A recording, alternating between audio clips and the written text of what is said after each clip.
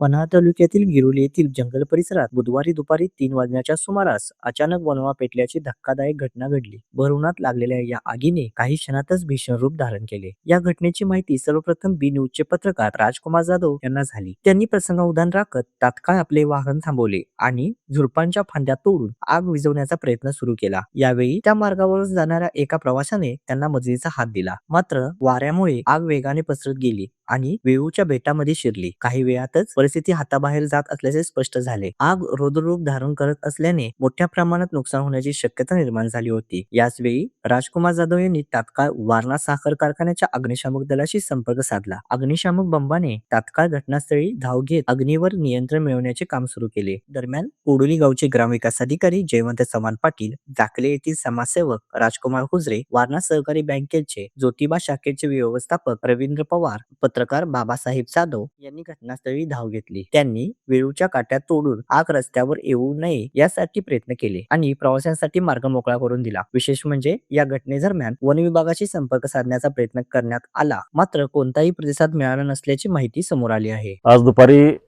3:30 वाजण्याच्या सुमारास गिरोलीहून वारणानगरच्या दिशेनं प्रवास करत असताना मला या ठिकाणी वणवा पेटल्याचं निदर्शनास आलं. तो अगदी नुकताच या ठिकाणी जाळ सुरू झालेला होता आणि हातानं विझवणं शक्य असं वाटल्यामुळं थांबवून तो विझवण्याचा प्रयत्न केला, परंतु तितक्यात तो सगळा जाळ ह्या चिव्याच्या बेटामध्ये शिरला आणि ते विझवणं थोडंसं अशक्य वाटायला लागलं. रस्त्याच्या लोकांना थांबवून हा जाळ विझवण्याचा प्रयत्न केला, पण तो जाळ काही थांबेना. म्हणून वारणेच्या अग्निशमन दलाला बोलवून या ठिकाणी लागलेला मोठा जाळ आपण विझवण्याचा प्रयत्न केला आणि तो जाळ विझवण्यामध्ये आपल्याला यश आलेलं आहे.